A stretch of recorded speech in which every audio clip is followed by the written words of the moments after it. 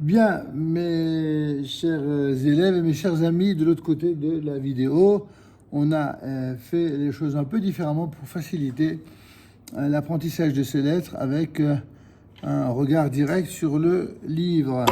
Alors nous sommes à la page 66 de ce fameux livre recommandé « J'apprends à lire et à écrire l'hébreu » de Yosef Azoulay aux éditions Lishma. Et nous sommes donc à la page 66, nous sommes arrivés à la lettre même. Nous sommes déjà en plein milieu de l'alphabet hébreu. On a même dépassé le milieu. La lettre même, comme son nom l'indique, ça veut prononcer, eh bien, comme en français, le M. Et vous avez une particularité, c'est ce qu'on appelle à côté le même sophite. Qu'est-ce que c'est le même sophite? En hébreu, cela signifie le même final. Comme vous pouvez le comprendre ici, la lettre même fait partie d'une des 5 lettres qui s'écriront différemment lorsqu'elles apparaîtront en début ou au milieu de mots ou alors à la fin du mot. Les 5 lettres en question, c'est ce qu'on appelle otiot menatzper. Le même, le nun, le tzadé, le p et le chaf. C'est quoi la particularité de ces 5 lettres? C'est que chacune de ces 5 lettres s'écrivent différemment si elles sont écrites d'une part au début ou au milieu d'un mot ou alors à la fin. Et quand elles s'écrivent à la fin, ça s'appellera sophite, ça veut dire final. Et ici, on avait déjà vu ça pour, si vous vous rappelez, le chaf final. Vous vous rappelez de cela? Mais maintenant, nous sommes à la deuxième, c'est le même sophite ou le même final. Elles se prononcent l'une comme l'autre, M, et se lisent avec la voyelle qui les accompagne.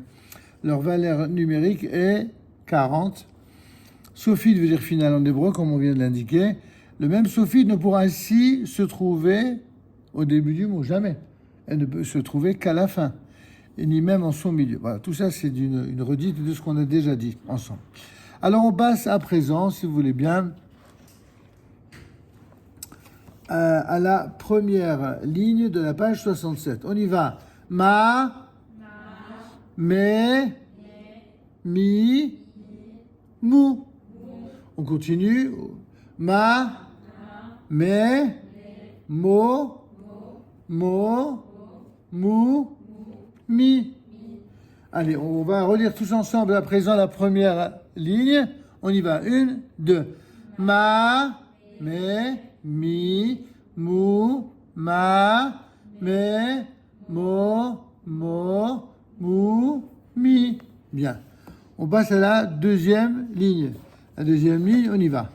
Me, ma, me, mo. Ensuite, ham. Vous voyez la lettre finale, ham, qui signifie chaud. Ensuite, im, qui signifie si, S-I. Et enfin, m, qui signifie la mer, M.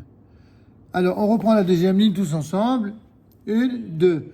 Me, ma, me, mo, ham, im, m. Passons, si vous voulez bien, à la troisième ligne. Ma'im.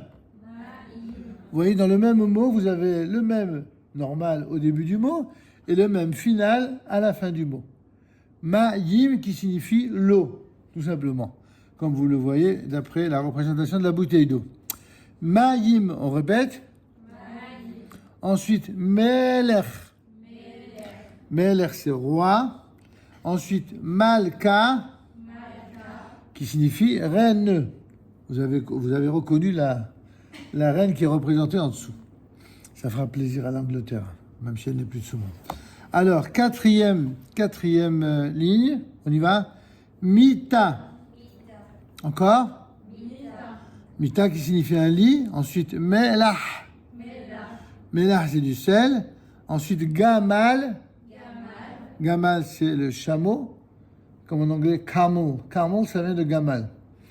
Gamal, d'accord, chameau. Ensuite, yam. Yam, ça signifie la mer ou l'océan. Yam. À ne pas confondre avec yom, qui signifie le jour. Et tous les deux se disent au pluriel yamim. Il y a une différence, c'est que les océans, ça se dira yamim, même dagesh, même avec un point. Et les jours, ça se dira yamim, sans le dagesh. Mais bon, ça, quand vous serez un peu plus avancé, vous apprendrez la différence. Pour l'instant, souvenez-vous, yam, qui signifie la mer. Ensuite, dam. Dam, c'est la première des 10 plaies d'Égypte. C'est le sang. Ensuite, lehem. Lehem, qui signifie le pain. Voilà. Kilo ala lehem levado yihye ha'adam. L'homme ne peut vivre que de pain. Un verset connu de la Torah. Prenez la page à présent 68. Vous y êtes, la page 68? Allez, on y va. Première ligne, ma. Mais. Mi. Mou. Mo. Mo. Mou. Mi. Ma.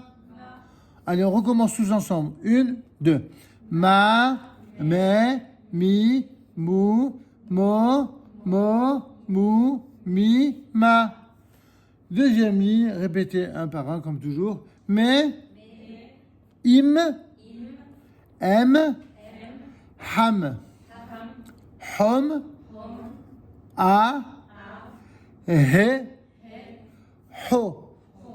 Vous vous souvenez qu'il s'agit des voyelles dites composées, d'accord? Le a, le e et le o. Donc c'est a, he, ho. On répète ensemble la deuxième ligne, on y va. Mais, im, em, ham, hom, a, he, ho. Bien. Nous passons à la troisième ligne. On y va? Miv. Mad. Là, c'est mog. Pourquoi mog? Parce que le kamatz, le fameux A, en forme de T majuscule en hébreu, enfin en français. Donc le A, qu'on appelle kamatz, lorsqu'il est placé juste avant un sheva, eh bien le A devient O. C'est ce qu'on appelle le kamatz ratov, ou alors le A qui se prononce O. Ça va? Ça se dira mog. Répétez. Encore? N'oubliez pas ça, mog. Ensuite, mode. Mood. Gam. Dam. Yam. On reprend la troisième ligne, on y va. 1, 2. Miv. Mad. Mog. Mode. Mood. Gam. Dam. Yam. On passe à la quatrième ligne. Alors, comme toujours, même scénario, mot par mot, puis ensuite toute la ligne ensemble. D'accord? David. Encore? David.